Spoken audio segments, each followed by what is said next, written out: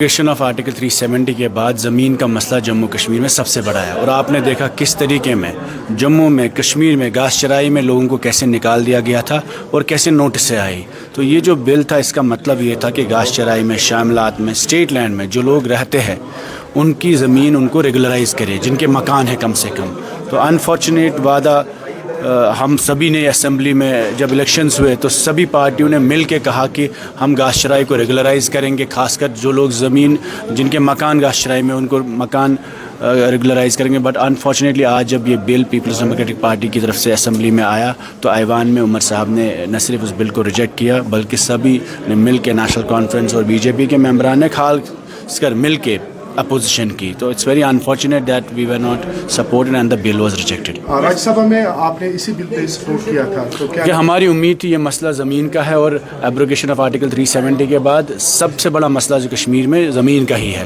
تو ہماری امید یہ تھی کہ الیکشن لڑنے کے بعد، اسمبلی کے بعد سب لوگ مل کر ایک ایسی بل کو سپورٹ کریں گے جس سے جن لوگوں کے گھر، مکان یا دکان، خاص کر شیلٹرز جو ہے گھاس چرائی میں ہے، شاملات میں ہے، اسٹیٹ لینڈ میں ہے، نزول میں ہے، تو اس زمین کو ریگولرائز کرا جائے گا۔ اسی کے لیے ہم نے یہ بل لائی تھی۔ انفارچونیٹلی ہمیں اس بل پہ سپورٹ نہ ملا، اور یہ مدعا سب کا ہے، یہ عوام کا مدعا ہے، جموں کا ہے، کشمیر کا ہے۔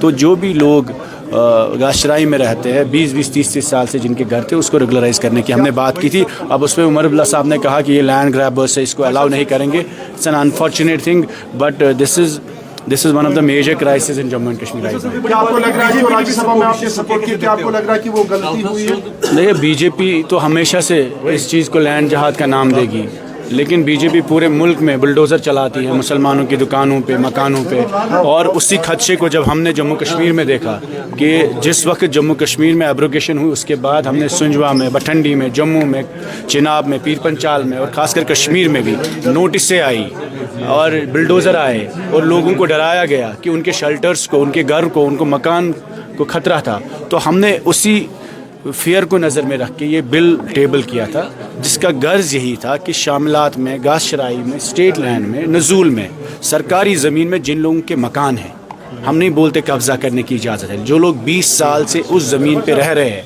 گھروں میں رہ رہے ہیں، ان کے مکانوں کو آپ ریگولرائز کریں، انہیں ڈیمولش نہ کریں، انہیں الیگل نہ کہے، انہیں نوٹسیں نہ بھیجیں اور ان کو بلڈوزر نہ بھیجیں۔ تو اس وقت پرائم منسٹر کی طرف سے PMAY میں لینڈ ٹو لینڈ لیس کا ایک اسکیم ہے اور ہاؤس ٹو ہاؤس لیس کا ایک اسکیم ہے۔ جب آپ نئے شخص کو زمین دیں گے، گھر دیں گے، تو جس کا گھر آلریڈی ہے اس کو کیسے اجاڑیں گے؟ اسی کے لیے ہم نے کہا تھا اس کو ریگولرائز کریں، بٹ انفارچونیٹلی نیشنل کانفرنس کی لیڈرشپ عمر عبداللہ صاحب نے اس بل کو ریجیکٹ کیا اور کہا ہم as a revenue minister he did not accept our bill. اور جتنے بھی MLA صاحبان تھے بی جے پی کے بھی اور NC کے بھی، دونوں نے مل کے اس بل کی اپوزیشن کی۔ اپوزیشن کے بعد آپ کو لگ رہا ہے کہ یہ غلط فیصلہ ہوا راجیہ سبھا میں جو آپ نے سپورٹ؟ دیکھیے ہم بڑی اچھے خلوص سے اور نیت سے آئے، لیکن سوال اس وقت راجیہ سبھا کا نہیں ہے اور MLA کا بھی نہیں ہے۔ سوال یہ ہے کہ جو شخص جموں کشمیر میں اپنے گھر میں رہ رہا ہے، جہاں پہ بھی رہ رہا ہے، وراثت میں رہ رہا ہے، اس کو گھر سے نکالنے کا کسی کا بھی حق نہیں ہے۔ اور ہم سب لوگوں نے اسی پہ الیکشن لڑا۔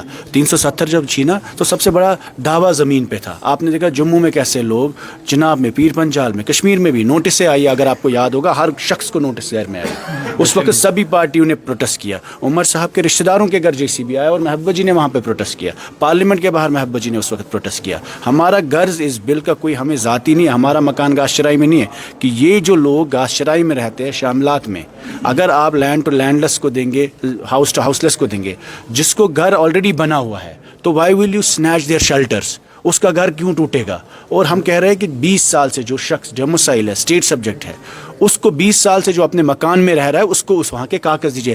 70% of Srinagar is on the state land, تو کیا ان کو گھروں سے نکالیں گے؟ اور ان کے مکانوں کو ریگولرائز کرنے، صدیوں سے وہاں پہ رہ رہے ہیں، سالوں سال، ان کے مکانوں کو ریگولرائز کرنے کی ضرورت ہے، اور ہم چاہتے ہیں ان کے مکانوں کی ریگولرائزیشن ہو۔ اسی کو لے کر ہم نے یہ بل ٹیبل کیا تھا اینڈ ووٹڈ اگینسٹ۔ کمپیئر کیا جاتا تھا جو شیخ عبداللہ کی بل تھی، اس میں جو aiming to end the tenant exploitation, تو آپ کو لگتا ہے کہ آپ کے ساتھ تھوڑا سا بیٹریل ہوا ہے؟ انفارچونیٹ ہے، یہ قوم کے ساتھ بیٹریل ہے۔ ہم نے وہی کہا کہ عمر صاحب کی جو پارٹی ہے انہوں نے لینڈ ٹو ٹلر بھی ایک وقت کیا، اور ہمیں امید تھی کہ یہ جو لینڈ ریگولرائزیشن بل ہم نے لایا تھا، ٹھیک ہے، دلی میں، بہار میں، UP میں، ہر جگہ इलीगल कॉलोनीज को रेगुलराइज किया जाता है।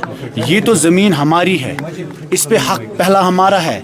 आप बाहर के लोगों को ज़मीन देते हैं इंडस्ट्री के लिए, होटल के लिए, और अपने लोगों को बोलते हैं हम आपको, आप लैंड ग्रैबर है, आप मकान से निकलिए, हम आपको रेगुलराइज नहीं करेंगे। ठीक है, मेरे पास कागज़ नहीं होगा, लेकिन मेरे पुरखों ने जो ज़मीन मुझे दी विरासत में, और या हमारे बुज़ुर्गों ने जो हमें मकान दिए, तो क्या वो इलीगल है?